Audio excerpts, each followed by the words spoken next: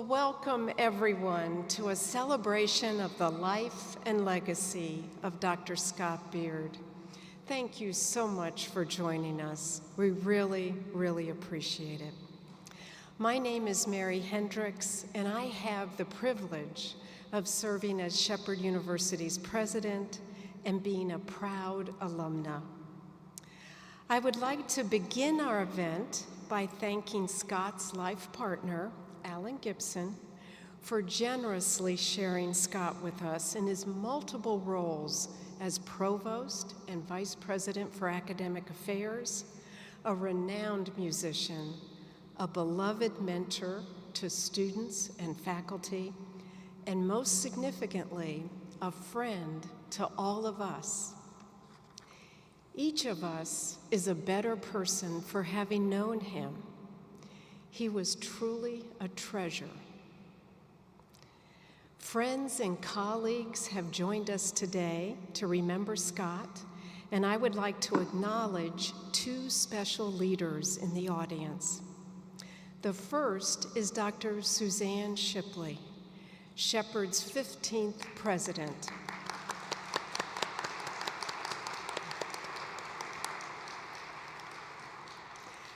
Dr. Shipley worked very closely with Scott on many academic issues. The second leader is Dr. Cole Woodcox, who has joined us.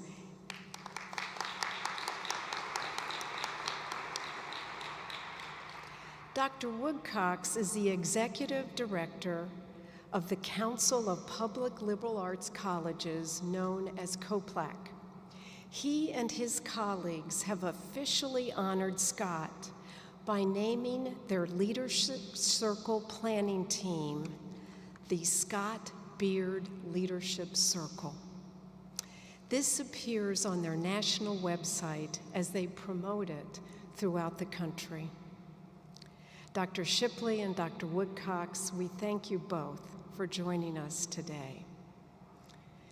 Dr. Beard played a significant role in the academic, administrative, and cultural life at Shepherd University as an advocate for the arts and the sciences, working tirelessly to support and promote visual and performing arts, literature, history, marketing, languages, and culture, not only at Shepherd, but throughout our community.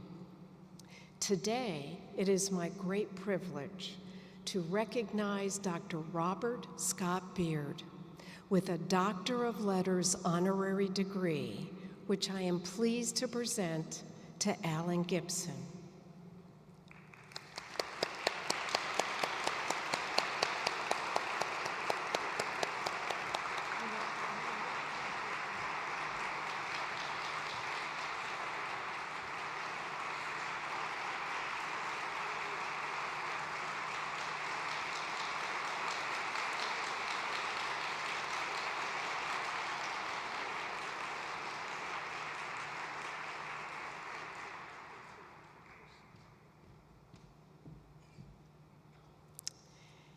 It is now my honor to introduce Scott's life partner and Emcee for this very special celebration, Alan Gibson.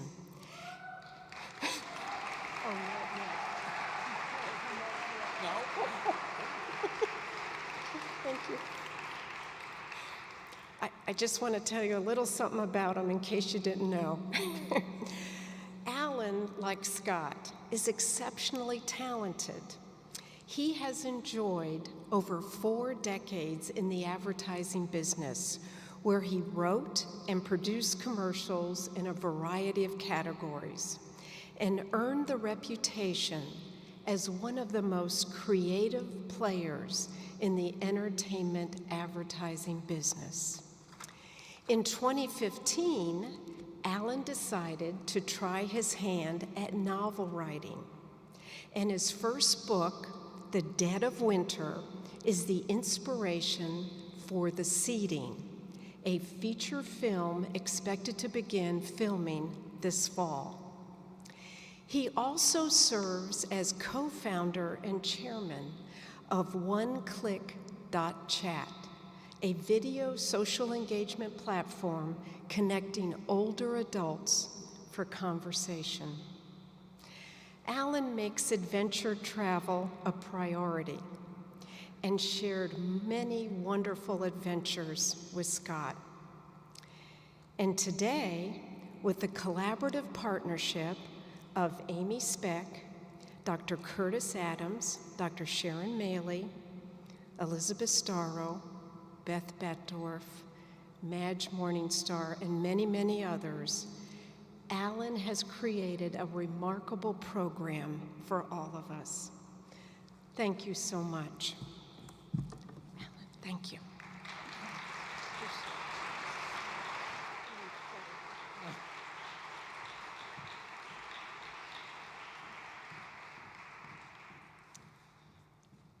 Once again, they've advised me not to do this, but I'm going to go forward. Thank you so much, President Hendrix, from the bottom of my heart, for hosting this celebration of Scott Beard's legacy today. And many thanks also to Amy Speck, Dr. Kurtis Adams, and the entire Celebration of Life Committee, who helped make this a safe but in-person event. I mean, I think that's another big cause for celebration, that we could all finally get together. Thank you to Shepherd alumnus Brian Cambrell and Jason Solounias for the pre-program entertainment, and also to Ryan Walker. I hope you heard him just play several minutes ago. I mean, I remember him when he came as maybe a junior high school student. But anyway, he was one of Scott's rising stars, and today he's studying at WVU with Scott's best friend and colleague, Dr. Lucy Morrow, who was also an adjunct professor here at Shepherd for many years. I don't know, Ryan, if you knew this, but she was also my piano instructor for a couple of years. Not as successfully as you. And to all of you who are honoring Scott in person here, and for those of you who are watching live or will watch virtually, I send you my deep and heartfelt thank you. I know he would be every bit as touched as I. And how about these balloons? I mean, I remember how excited Scott was when he ordered them for commencement. Yesterday was commencement here, and so he had ordered these balloons in advance, and he was wondering, geez, I hope they're going to be good. But Scott, they're fantastic. And speaking of commencement, you know, after spending so much time and so much effort over so many months during the pandemic to make sure that every student got an excellent education, and all the while trying to keep those students and the faculty and the staff safe, it's really sad to me that Scott didn't have a chance to at least hand them their diplomas. I know it was his favorite job as provost. And then after all the quarantining and sacrifice we all made, I'm sorry he didn't get to experience, you know, social normalcy again. But today we're here to celebrate, and nobody liked putting on a show better than Scott Beard. He set the bar pretty high, but I'm certain that the words and the music and the dance will bring a smile to his face wherever he is. Oh, and don't worry, Scott.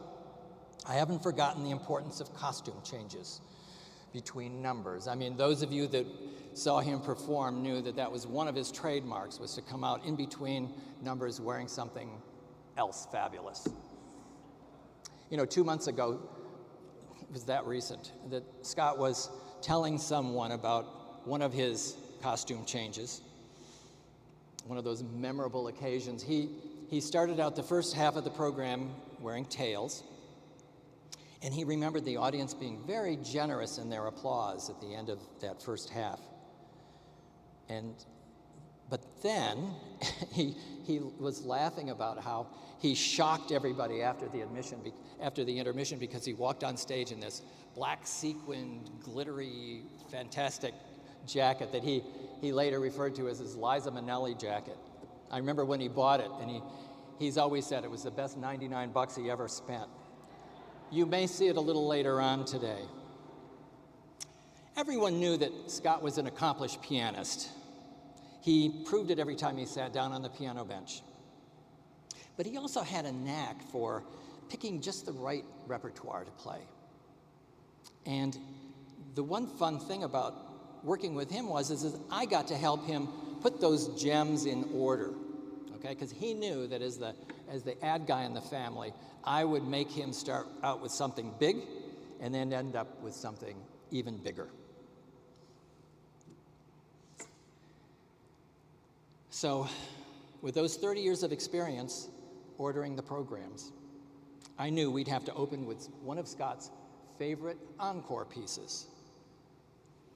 You may recognize it, those of you who are familiar with Scott's recording of Theodore Leschetizky's work, but many others of you will remember it because your jaws dropped when you watched him perform it.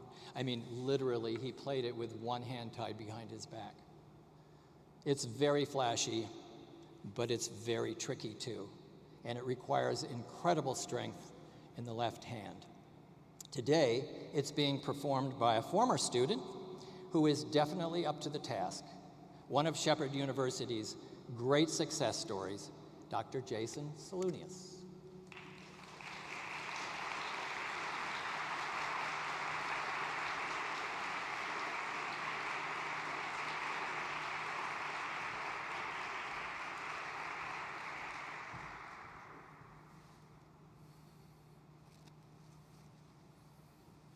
Thank you, Alan, for your kind words. It's a pleasure to be here. In talking with Alan, we knew, in planning the repertoire for this concert, we knew we had to choose this piece. It instantly came to our mind, when we were thinking about what piece could we possibly include. And he asked me, had I ever learned it? And I said, no, I never touched it. It seemed too difficult. And as a student, I heard Dr. Beard play it a number of times, and I never even looked at the music. I just said, no way. And I looked at it a few weeks ago, and I saw what a formidable challenge it was. But as I studied it and learned it, I saw why Dr. Beard loved this work. It has so many things in it that reflect his affinity for opera. The theme of the work comes from an opera of Donizetti. It features sort of flashy energy, which Dr. Beard was very happy in those circumstances, and also has a very heartfelt spirit to it, which I also think he had a very warm and heartfelt way about him, and so it's an honor to prepare it. As I learned it, I was thinking, wow, my left hand is really improving. I never have to practice so much, just this one, And I thought, what an amazing moment that even now, I'm improving and learning from my teacher, Dr. Beard.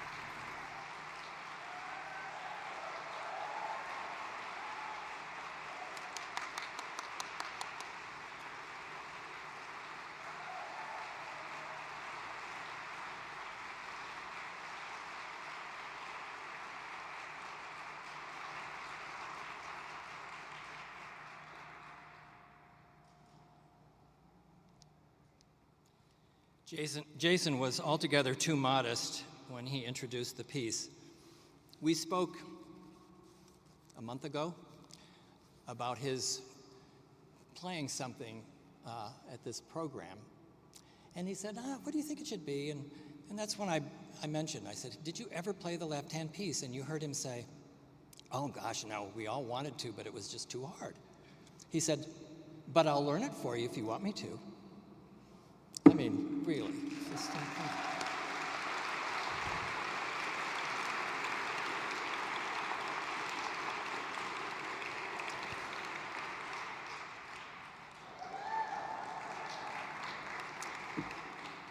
Scott loved beautiful clothes, as many of you know, and he loved the craftsmanship behind it.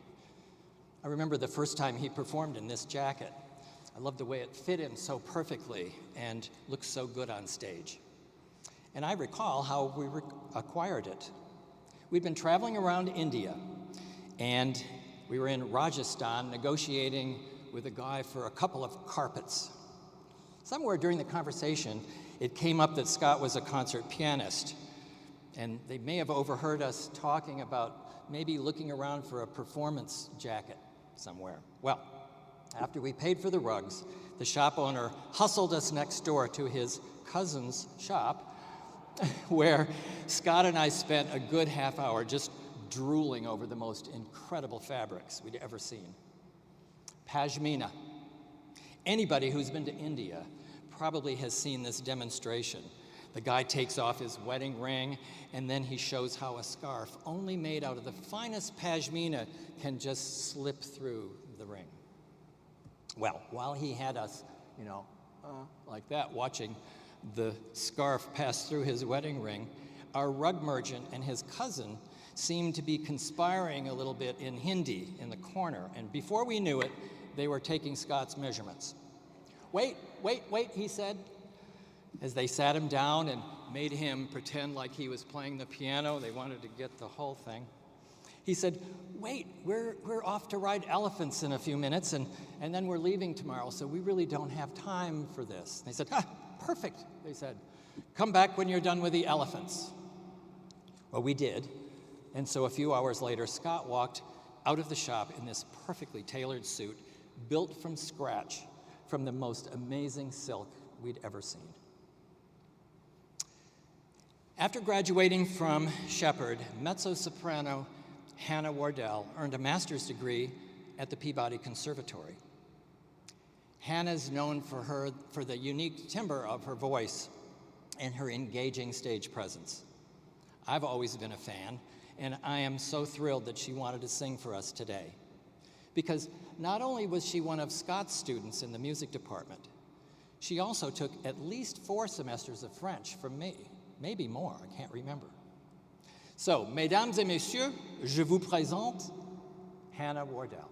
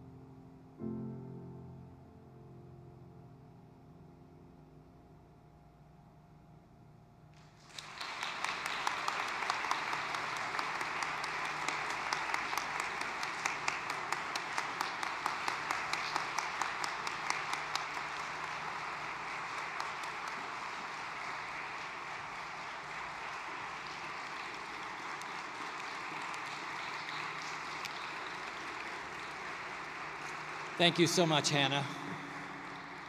Merci beaucoup.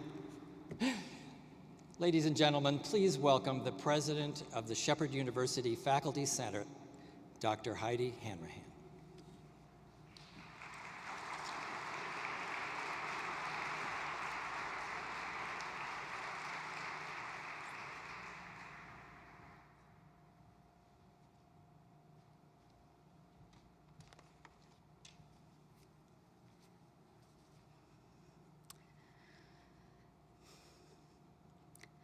The day after we lost Scott, I started each of my classes by acknowledging that profound loss. How could I not?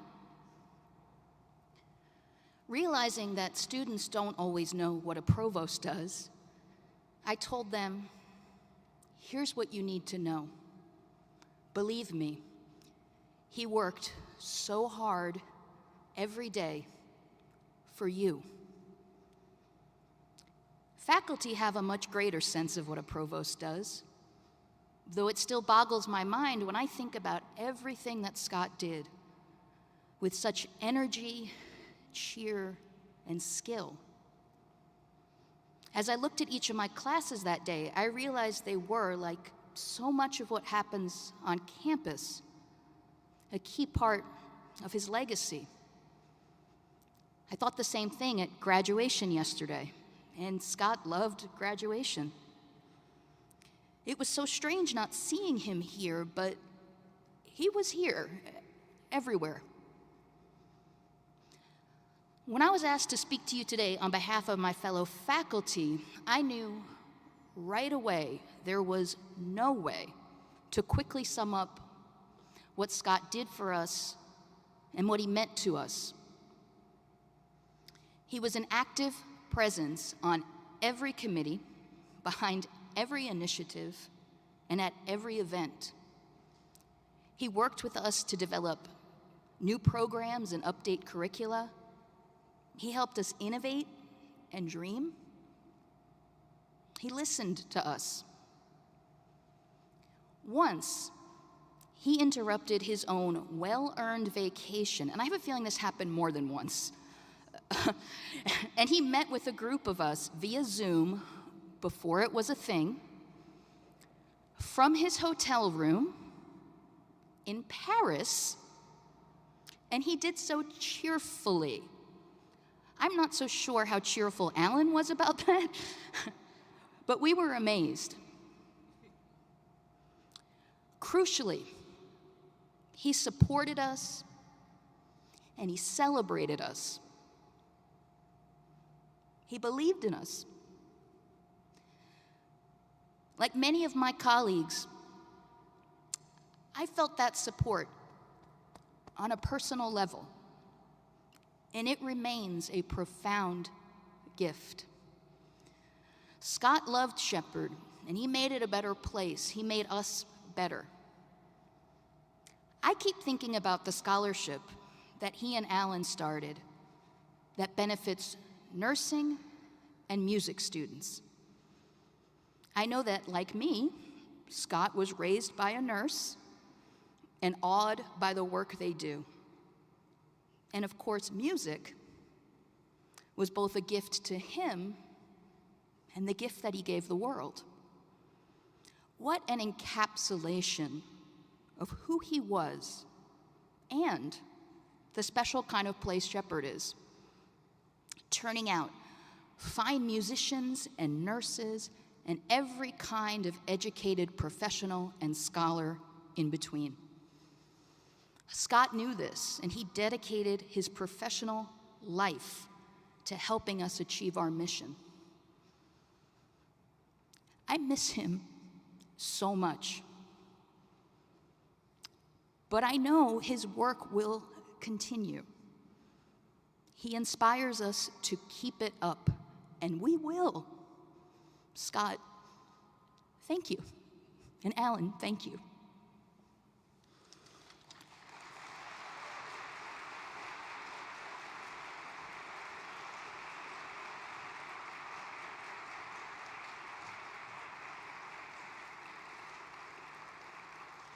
Thanks, Heidi. You know, depending upon the theme of his recital or of his concert, he would dress down into just a simple vest, but he had a closet full, believe me. It was hard to pick the right one for today.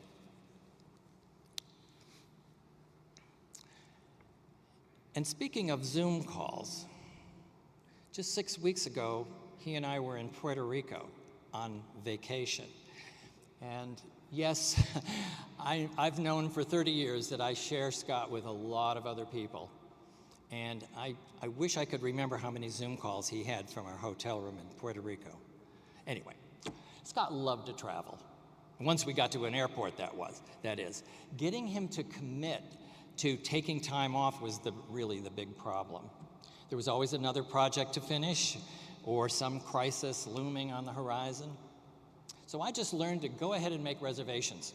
You know, then I'd surprise him at dinner with something like, "Hey, we're leaving for Egypt in 2 weeks."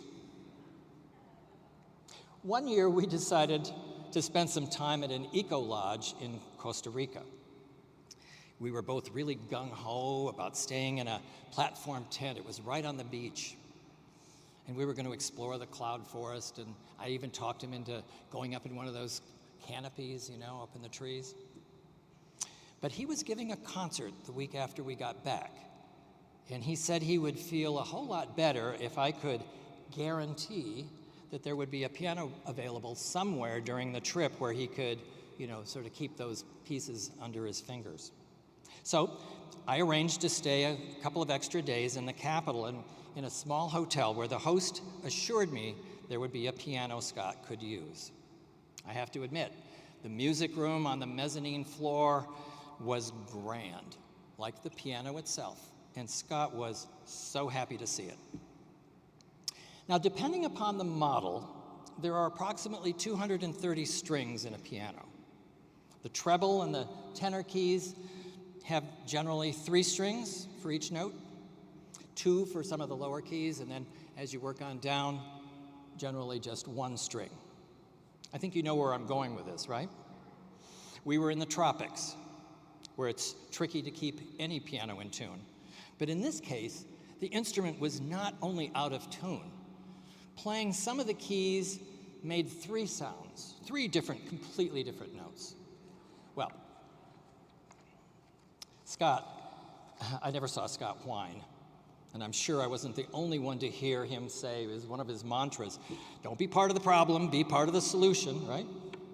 So he popped open the lid and poked around a little bit, and then he sent me out to find a couple of dozen wooden pencils. Okay, so for the next hour, I watched him wedge them in between the strings, and he explained that these pencils would stop some of the strings from vibrating and thereby mute the bad notes. You had to see it to believe it. I mean, really, there were pencils sticking out everywhere underneath the lid of the piano. And, you know, he constantly surprised me. I mean, I didn't have the slightest idea that he had this skill set, you know, in his toolbox. But it turned out that the pencils were part of the solution. And he got a couple of hours of really good practice in a day. Piano didn't sound great, but it was definitely playable. Well, word spread that there was a pianist in the hotel, and the management asked him if he would put on a concert that last night we were there for the other guests. And Scott loved it. It was a perfect opportunity for him to run through his program again. Now, the Debussy preludes didn't sound as lovely as they might have with all the strings of the piano, but he played them beautifully, and the rest of the program went like clockwork. Until the Rachmaninoff, where during a particularly percussive sforzando, all the pencils went flying. And they went spinning around the room and landed in the laps of these guests who were in the audience. Fortunately, they didn't poke anybody's eye out. I'm not sure how old Theron Masters was when he began studying with Scott, but I do remember that he was young enough to bring a stuffed teddy bear with him every single day to the house. Today, Theron is in a doctoral program at the University of Michigan, and he's going to perform for us a different Rachmaninoff piece on an exquisitely tuned Steinway, courtesy of the Steinway Piano Gallery in Washington, D.C. Ladies and gentlemen, Theron Masters.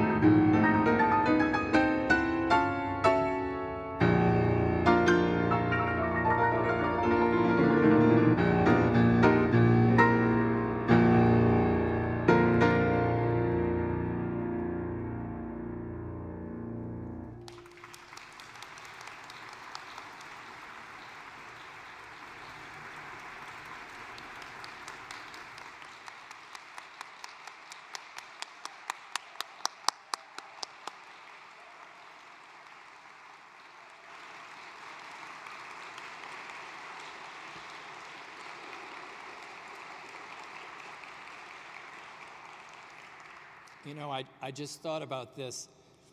During Scott's studio recitals, which he always had at the Frank Center or later in Shipley Hall, President Shipley's namesake, as a younger student, he would always look at the older, more senior students and say, I want to play that. I want to play that. I want to play that. You did. Fantastic. Scott loved to watch figure skating. To him, figure skating embodied artistry and accomplishment, and he also loved doing the commentary. Here comes that double Lutz or double axel, he'd say, or wow, nice triple Lutz, triple toe loop. For him, figure skating was another example how dedication to technique and constant practice were the keys to success. And he often spoke to his students of how a skater's body position was so critical in the preparation for a jump or for a spin, and how equally crucial a pianist's hand position was in preparation for a jump to another octave. Once his love of skating and his love of cooking intersected. Scott was visiting his mother in the Richmond area, and I was at a party having a conversation with an Olympic skater, Brian Boitano, who had just come out with a cookbook called What Would Brian Boitano Cook? And he and I were discussing one of his hors d'oeuvre recipes that we were all sampling at this party. And I mentioned that my partner made his hors d'oeuvre slightly differently than Brian. And Brian said, no. Your Scott is wrong. Get him on the phone. Well, I called Scott right there, and I could only imagine the expression on his mother's face. She was a big figure skating fan too, when he told her that Brian Boitano wanted to talk to him. Anyway, Scott's real figure skating idol was another Olympic gold medalist. To him, Dorothy Hamill was the epitome of elegance, technique, artistry, and grace. When Scott and I met, he did not know of my longtime connection to the skating world, and he certainly would never have guessed that his path would cross very soon, and quite often, with his idol. Hello, I'm Dorothy Hamill, and I can't tell you how devastated and saddened I was to learn the news that my good friend Scott Beard passed away. So sudden and so unexpected. And all I can say is I feel so blessed and so delighted and so lucky to have been able to be in his presence. The first time I met him, I just remember the sparkle he had, his incredible talent, and he appreciated everyone's talent. He was funny, he's brilliant, he was kind, and he was just a joy to be around. And I am grateful to his life partner and my good friend Alan Gibson. They've established a Scott Beard, Alan Gibson Scholarship for music and nursing. So please give generously, because it'll be a wonderful way to keep Scott's legacy, his memory, his spirit alive for the next generations to come at Shepherd University.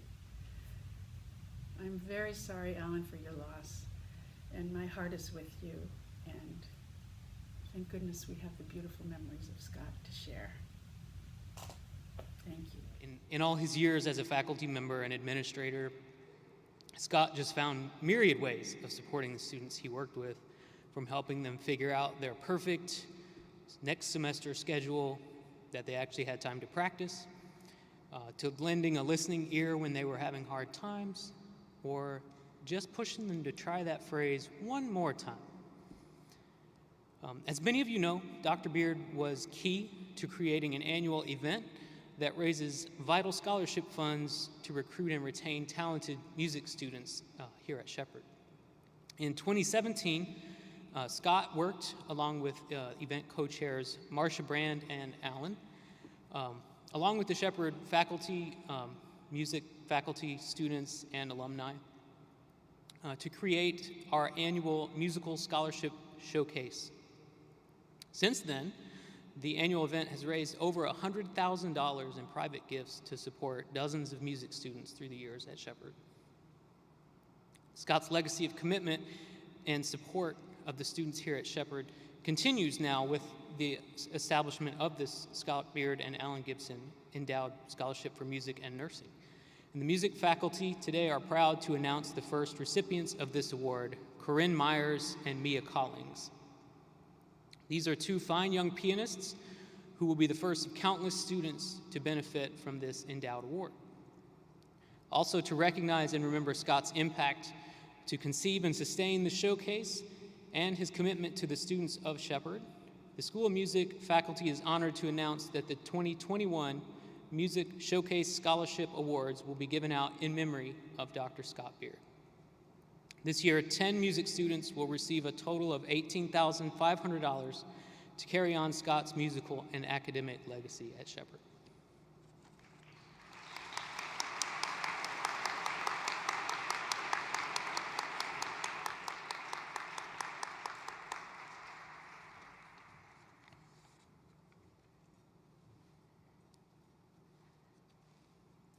Alan, I'm learning so much. I didn't get the message to bring another outfit, though, but I'm very much impressed. The School of Nursing is thrilled to express its appreciation for the Beard and Gibson Doctorate of Nursing Practice DNP scholarships. 3 nurses have been chosen, all first-generation college graduates who earned their BSNs at Shepherd, and all in the first year of the DNP program. This will help support their education. Those recipients are Damian Unger, Jamie Day, and Logan Hassler.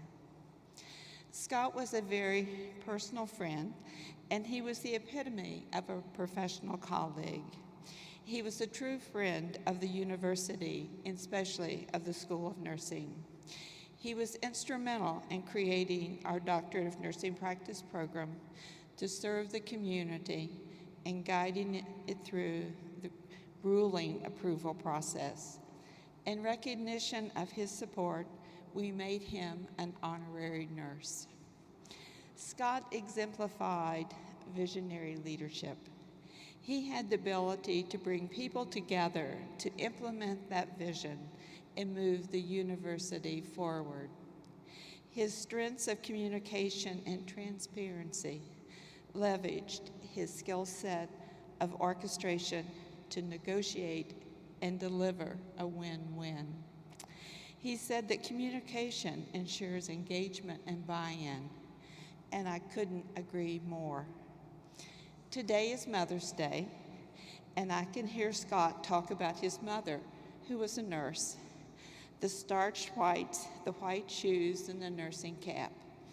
I think this is where he learned resiliency, and especially a love and respect for nursing. I miss him greatly.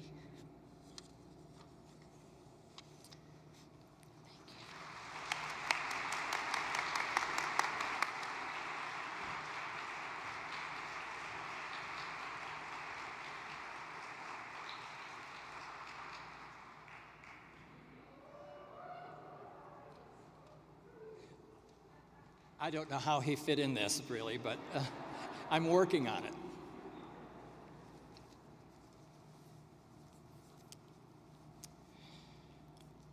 Scott was born to wear tails, I think.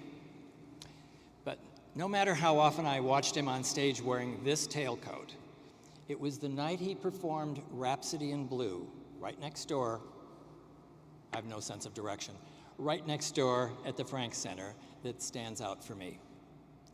3 days before the concert, Dr. Mark McCoy, the chair of the music department at the time, came down with a terrible stomach flu that had been going around campus.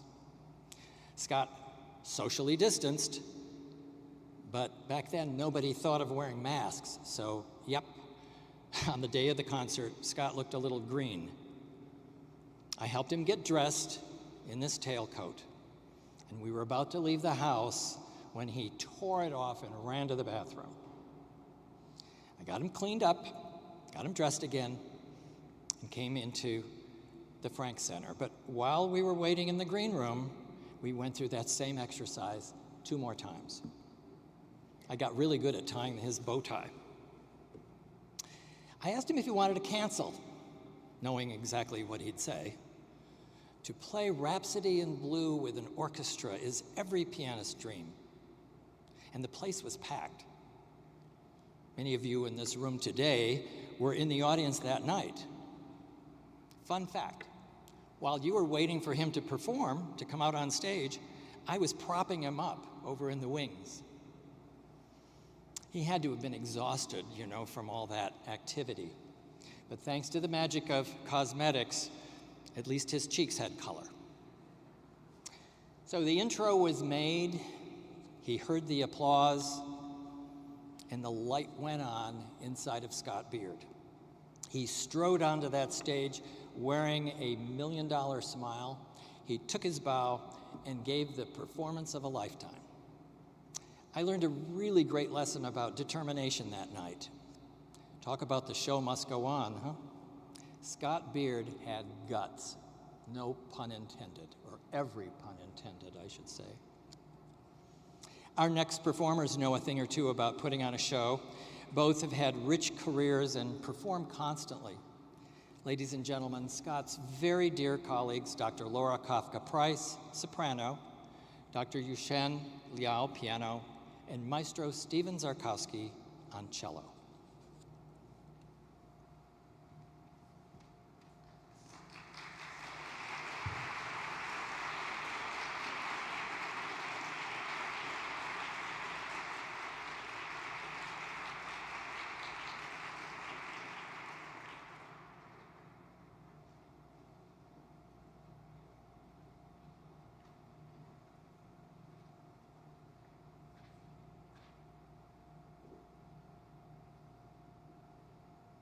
Thank you, Alan. Thank you, Shepherd University. Thank you, Scott Beard. I was privileged, and I told myself I wouldn't get upset, but I won't. I was privileged to play many concerts with Dr. Beard. And one of many, many memories I had was when he turned 50 years old. Alan called me about 2 days before and said, "Stephen, I need you to play some Bach. Get to the house." It was actually the farm back then. So I got to the farm, but I brought this Chopin sonata. Lo and behold, Dr. Liao was just arriving. And I said, "Dr. Liao, you want to play some Chopin with me?" Without a wince of anything, she said, "No problem." We performed it. Scott was in tears. It was one of my fondest memories of playing. Then we performed it for at his mother's funeral in Richmond. And he said to me, "Stephen, don't cry. That's my job. That's my job." Now I get to play it again for you all and for my dear friend and cellist. He is going to start the cello again, Alan Gibson. And we are going to perform the Chopin for Scott, but for all of you. This is the third movement of the cello sonata.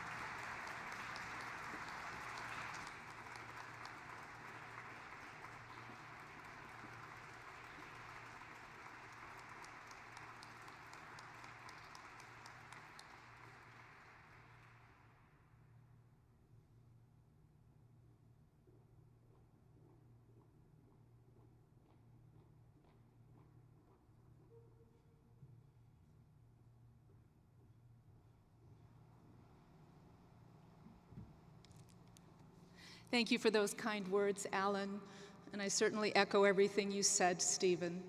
It's so beautiful. And what everyone has said about Scott, Dr. Beard, who is my friend and wonderful colleague of 30 years.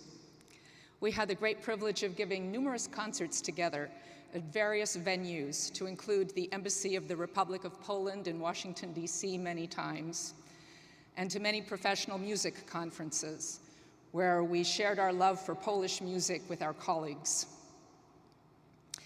Today, Dr. Leah and I have the great privilege of singing, I will sing and she will play, two of Scott's favorite Polish songs, possibly two of his favorite songs among any repertoire. The first by Frédéric Chopin, Moja Pieszczotka, and the second, Polna Różyczka by Stanisław Moniuszko. We certainly hope you enjoy them.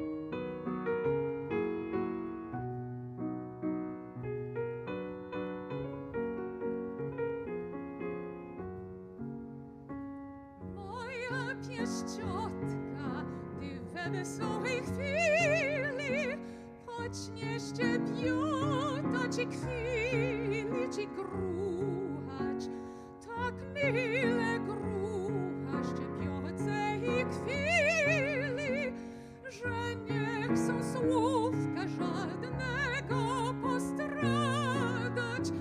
Nie śmiem przerywać, nie śmiem odpowiadać. I tylko chciałbym słuchać, słuchać, słuchać. I tylko chciałbym słuchać, słuchać,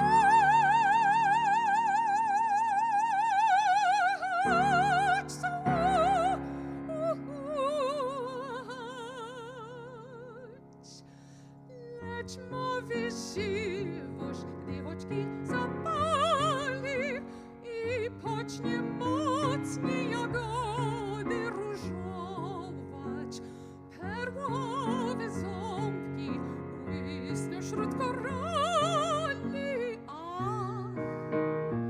Ach, w ten czas, ach, w ten czas, w ten czas śmielej w oczęta poglądam, usta pomykam i słuchać nie żądam. Tylko całować, całować, całować, całować.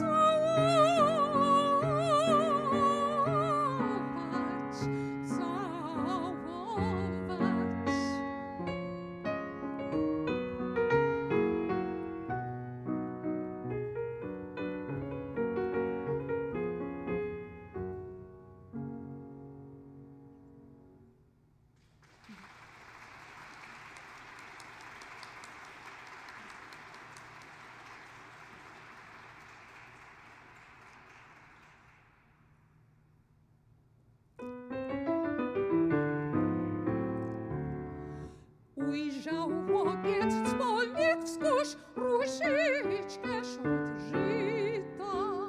Młodą lśniącą blaskiem zórz pobiegł szybko, stanął już i z radością wita.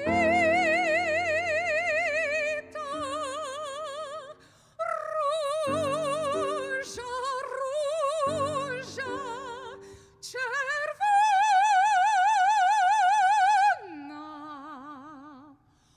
różyczka wśród żyta.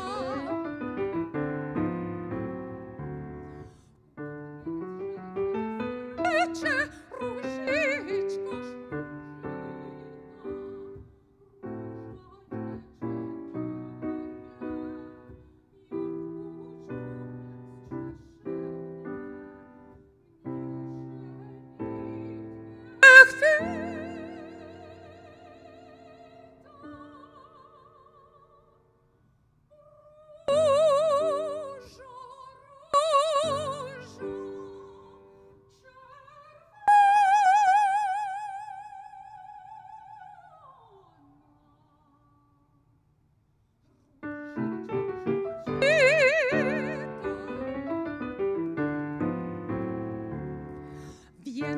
serdeczny żal gościa, takiej żartej różyczki wśród żyta.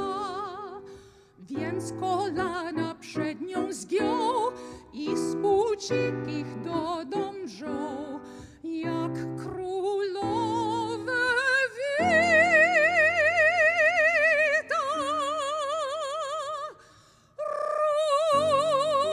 Róża, róża, czerwona,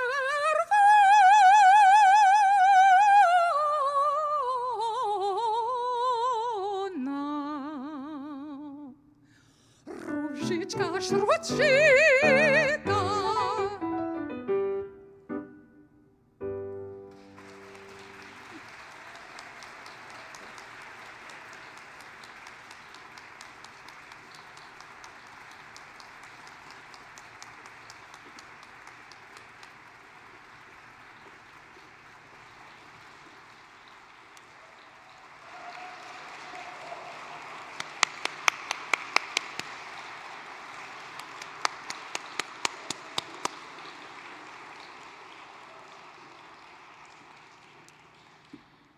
I heard them perform that last piece, I don't know, a dozen times, I think.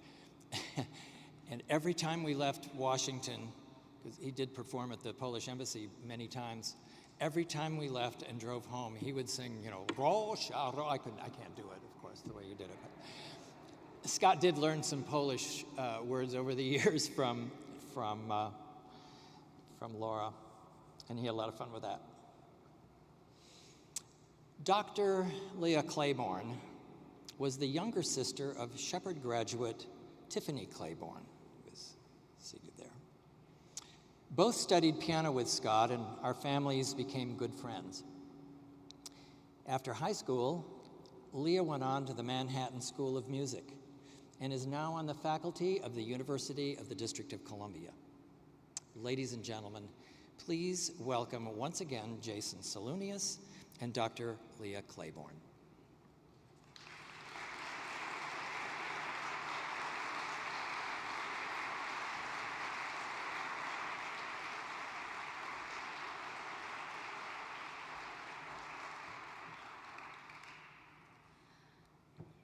Thank you, Alan, so much for asking me to be a part of this incredible ceremony today.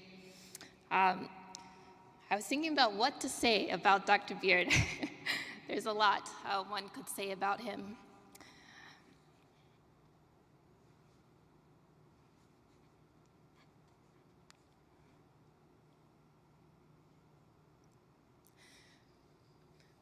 I wanted to talk about programming. I'm going to get through this, okay? I wanted to talk about programming. What I didn't know, that Alan, perhaps you were the mastermind behind that.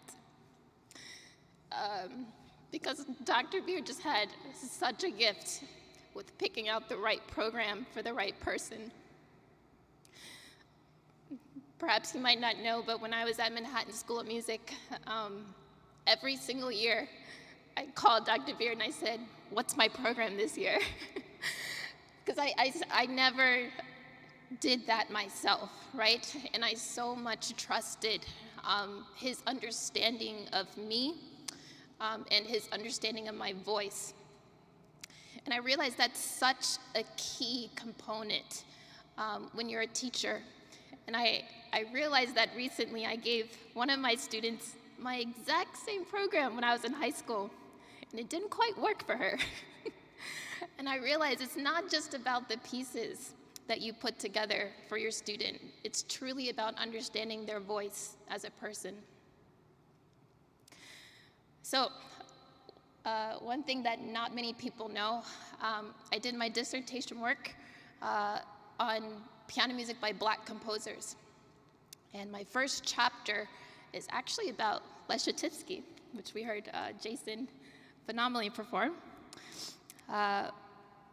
Czarkowski felt that his French students performed French music better than anyone else, or his German students performed German music better than anyone else, and so on. And I always said, I don't quite agree with that. But what I realized is that I truly feel that it's about pedagogues, great pedagogues like Lechatowski, like Dr. Beard, that understand that their students need to understand where they come from, and they need to be able to have a platform to share their own voice. And Dr. Beard gave that to me.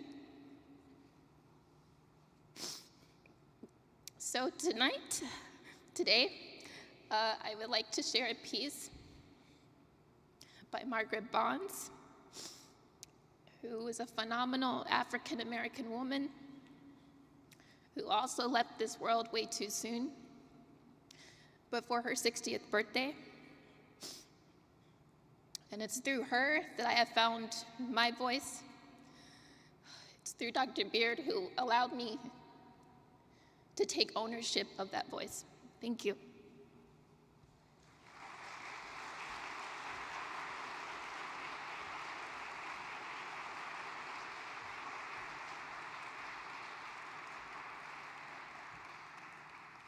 As his students, Dr. Beard led by example in his professionalism, in his pursuit of musical excellence, in his scholarship, and his never-ending energy.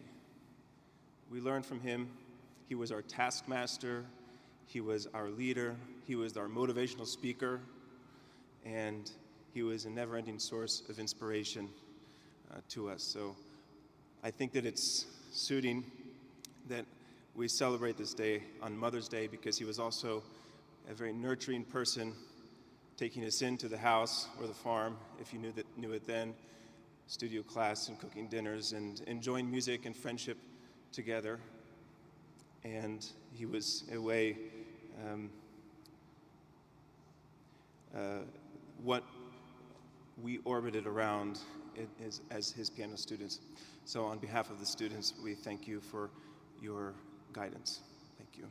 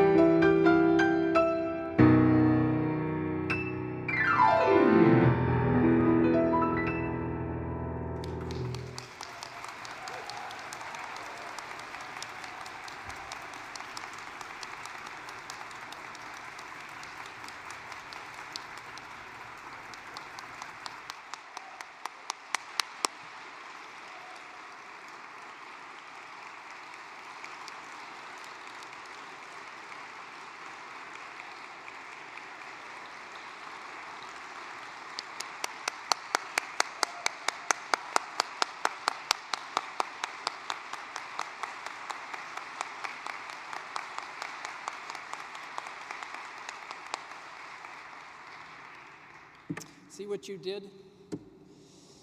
You know, one of the side benefits of being Scott's life partner for 30 years was that almost every day I got to hear kids come in and play. And guys, I have to just, I am so proud of you all. You guys came when you were little. I remember Leah saying, for example, on the first day she came, she was terrified to come study with Scott. She said that she was used to going to piano lessons and, spending some time talking about boys and, stuff like that, right?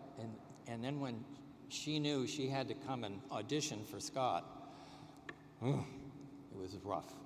But man, I am so proud of you and Theron and Ryan, and Jason was like a member of the family anyway, so oh my gosh.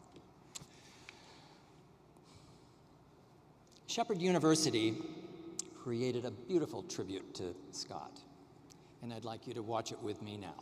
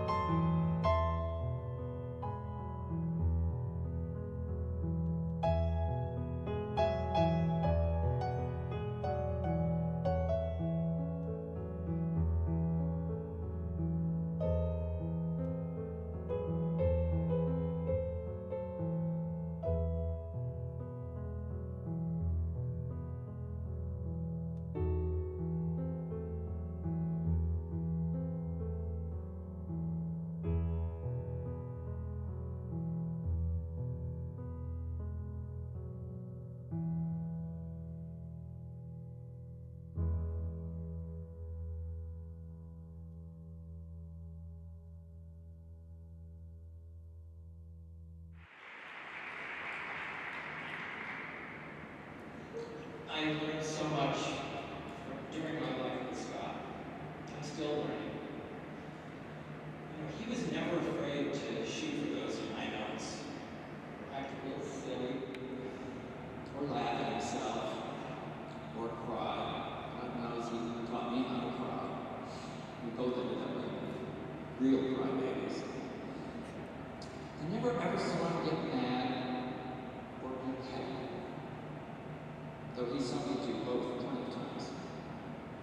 He was loyal to the nth degree, the first one in, and the last one out.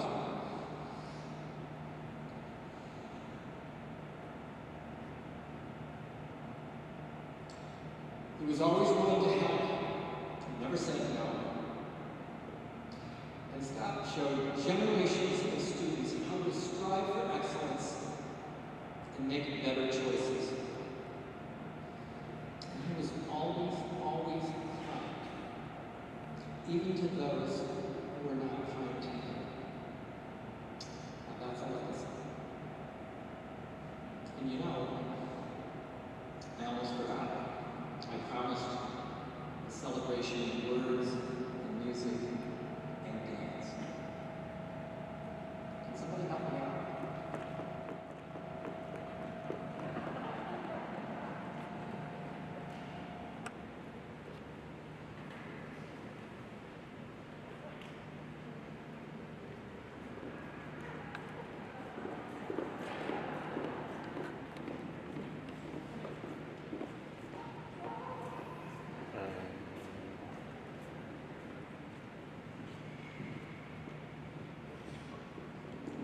I'd like you to know that 25 or 30 students of Scott's from 25 years ago made the trip to Shepherdstown for this event.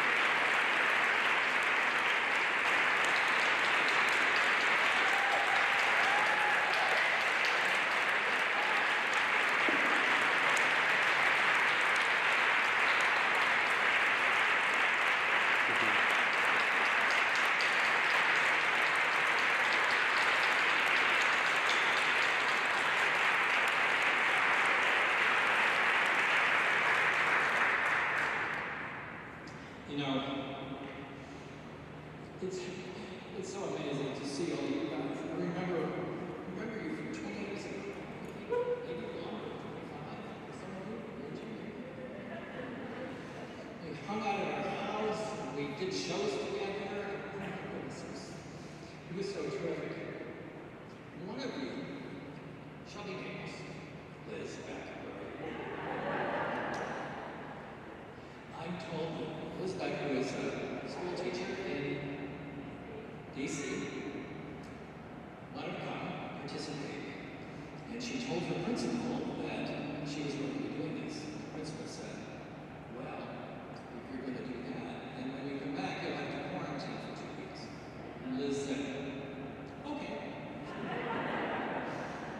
That's the kind of legacy Scott left. I'm just so touched. Thanks so much to Rachel and Alan. Where are you, Rachel? I'm going to Leah. To Rachel, Alan, and all of you as performance students who joined in the chorus line today. I have a list. I don't think it's complete, so Brian Cambrell, another friend of refugees in Solounias, John Harris on tuba, Emily Bishop, Rebecca Carroll, Scott Williamson, Booth, Angie Fluke, Karen Philhauer, Shipley, David Shipley, Elizabeth, Kelly Baxter, Gary Gorecki, Bonnie Myers, Stephanie Fenwright, Christy Hopkins, Paul Hill, Ariel Bayer, Tracy Grabowski, Paul Cabell, Laura Dixon Shanahan, Emily Donaldson, Molly Benson, Angela Olson, and Noah Strang. Noah Strang was Scott's student who later became a ballad. Thank you guys so much. And I also want to have a special thanks to Jack Shaw and Jenny Flora, who actually figured out how to do a mob, a flash mob during the pandemic. It was so funny that we came in to look at the space and we went through the program and I said, now is there anything else that you think we can do with this program? I said, oh, actually, I kind of wanted to do a flash mob. You know, to socially distance a flash mob during a pandemic, it was really quite a challenge. Thank you guys so much. It made me chill. Can we put up one more picture of Scott, please?